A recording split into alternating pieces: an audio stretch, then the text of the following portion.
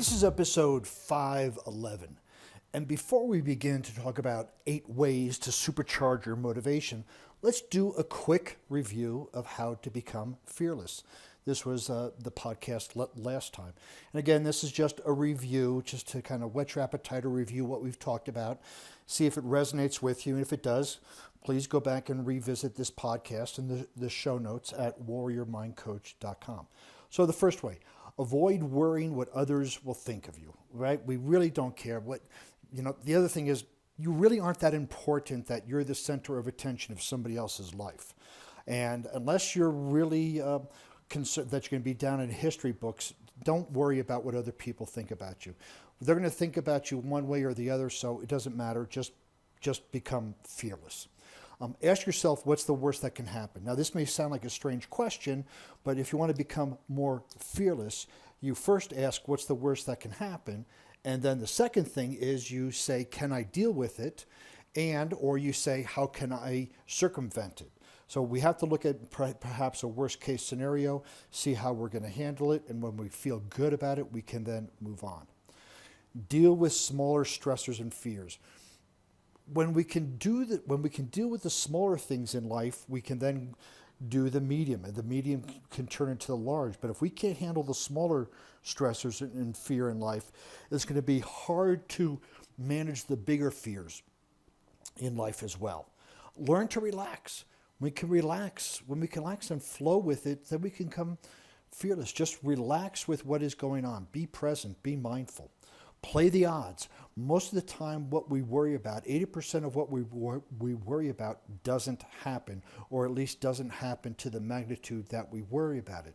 So there's a better chance of things not turning out the way you think it would be than they will. So play the odds and go ahead and succeed.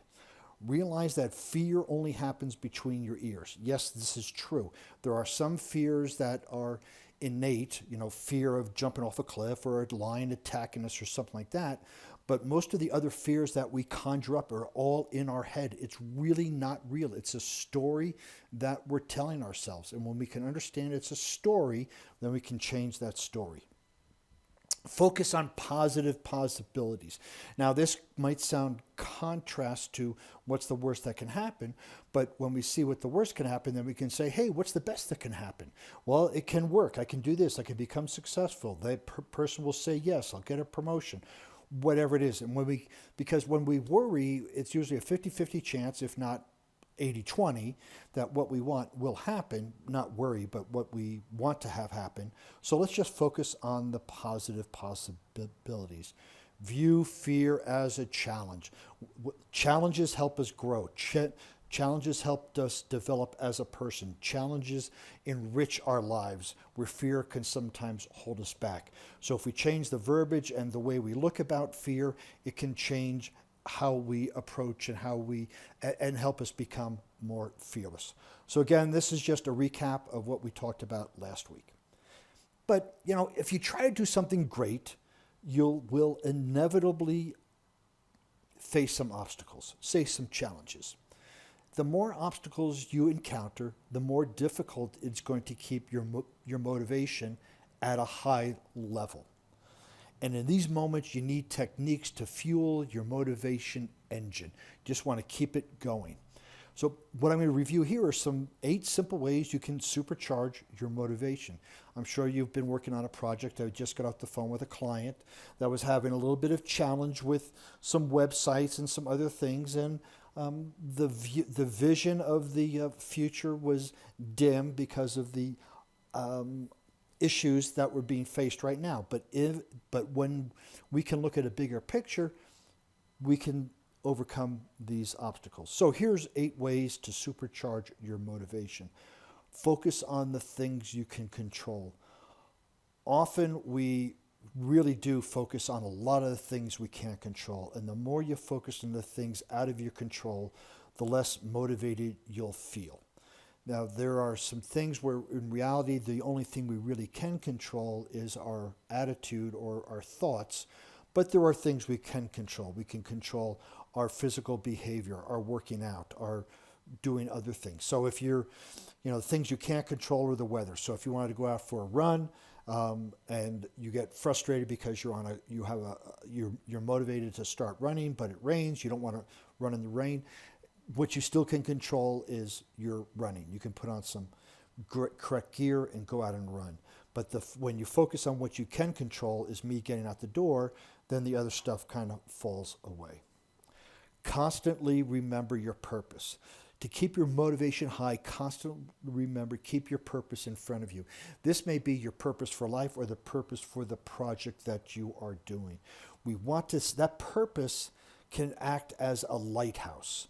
And when things start getting challenging, we often get we dive down into the problems that we're facing, and we forget why we're doing what we're doing, why we're building this site to offer a wonderful product or gift or a service. We're building a house because we want to offer ourselves a great place to live. Whatever we're doing, we have to remember the purpose behind it, why we want to do it. And when we can keep that purpose and keep the end in mind, we can then reignite our motivation. Celebrate the small wins. It's important to keep the big picture in front of you, but it's also crucial to celebrate the small wins. No matter what, if you've made any progress at all towards the achievement of that goal, celebrate it. The more we celebrate those small wins, the more our confidence goes up, the more our motivation goes up. And the more our motivation goes up, we can get another small win and another small win and another small win.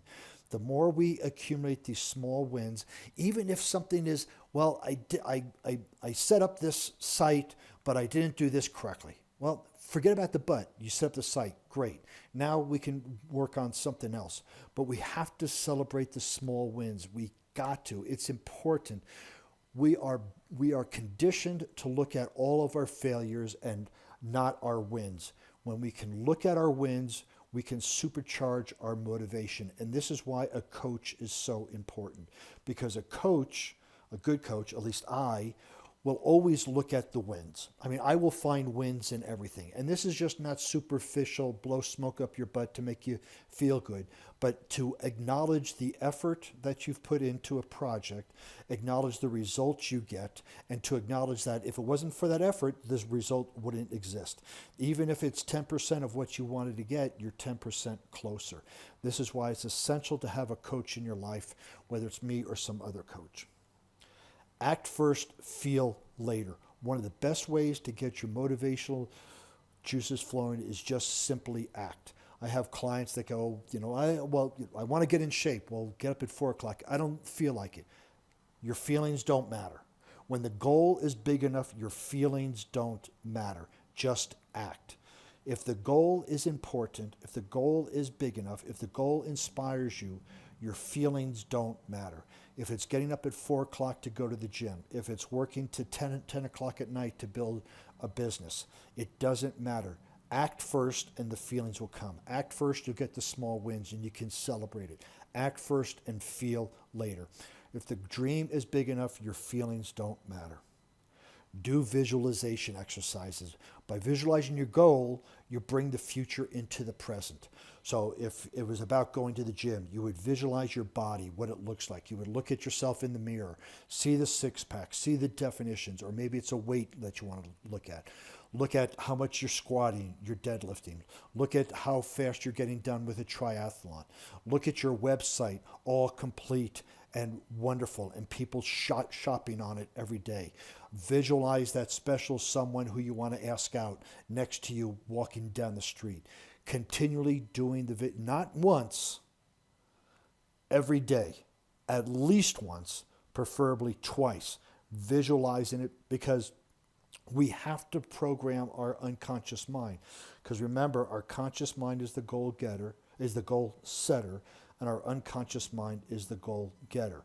And if we want to achieve something, we need to give the blueprint to our unconscious mind so it can work on it.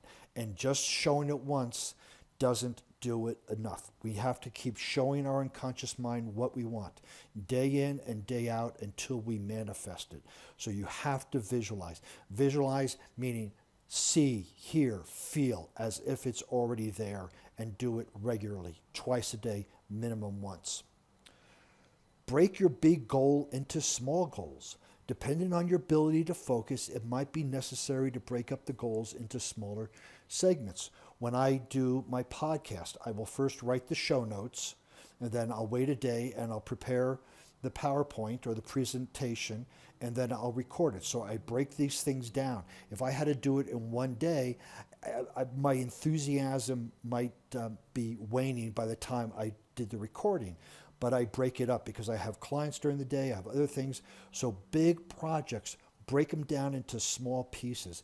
It could be hours, it could be by time or by project size. I'm going to write three pages of my new book today. Even if it takes you 4 hours, do 3 pages. Or you could say I'm going to write for 1 hour today. Whatever that is, break them down into smaller goals, and then give some space in between to refresh, to get up, to stretch, some water, and then come back again. Breaking things into smaller goals is, well, you'll be amazed at how much you can achieve in the time that you can get it done. Repeat affirmations daily. Affirmations help you believe that you're going to achieve your goal. Some people believe in affirmations, some people don't. Affirmations are no more than self-talk out loud. Would you rather say, I'm a loser, I can't do it, I'm stupid, or would you rather say, I got this, I'm going to happen? Either way, however you talk about it, the self-talk, whether out loud or to yourself, is essential in pumping yourself up. If you don't believe in you, nobody's going to believe in you. And when you want to increase your motivation, you have to believe in you. You have to believe that you got what it takes to succeed. You have to believe that you are it. And if you doubt it, you need to talk yourself up. You can't go to some... Now, again, this is where a coach can come in to help you reassess your self-talk and help you readjust the language that you're using, because often I have clients that get stuck in this self-talk loop of in between sessions, and we left one session, they're feeling great, we start the next one, and they're down in the dumps, and I go, what the heck happened? Well, I tell them, hey, contact me if you're in that spiral. But you need to be able to have positive self-talk, affirmations daily. Look yourself in the mirror. Louise Hayes had a wonderful process called mirror work. Look in herself in the mirror. Look in her eyes. It says, you're beautiful, you're gorgeous, you're abundant, you're alive. And do that to yourself. You'll be surprised at how challenging it can be in the beginning to look yourself in the mirror and give yourself positive affirmations. But do it, and it will pay dividends. Surround yourself with people who motivate you. Oh my gosh. One of the most effective ways to boost your motivation is to surround yourself with other people who are motivated, aka a coach. Coaching, again, can help you, but people can help you. Whether this is virtual people like Tony Robbins, Joe Dispenza on YouTube, on their videos, or if it's real people in your life. But you need to surround yourself with people. If you want to get something done, and you're surrounding yourself with people who talk about the past, who complain about what's happening now or talk about the past, they don't have their eyes set on the future, and they're going to be an anchor that holds you back. You do with them what you need to. You cut them off or you dissolve it, but you have to spend most of your time during the day with people who will motivate you. When you're spending time with somebody, count how many times when you leave them, do you feel inspired? Do you feel motivated, or do you feel drained, and do you feel the life sucked out of you? If you feel drained and the life sucked out of you, I would strongly encourage you taking a look at that relationship and modify it accordingly so that you can be there as a friend, but you don't have to be there as their energy source to suck the energy out of you. But you have to surround yourself with people who are motivated, people who encourage you, people who can see the same vision as you. This, again, is why a coach is so important, because a coach will help you see that, will help you understand that, will be on your side, will be your cheerleader. So these ideas may be simple, but they're so profound if you just start to apply them. If you just start to do one a day, there's 8 of them. So after a week, you'll be doing them all. Put these to work in your own life and watch the success appear before you. It will be amazed about it. So if you'd like to get the show notes on this podcast or more information, please visit at warriormindcoach.com for more information. Also, you can follow me on LinkedIn, Facebook, Instagram, Pinterest under Warrior Mind Coach.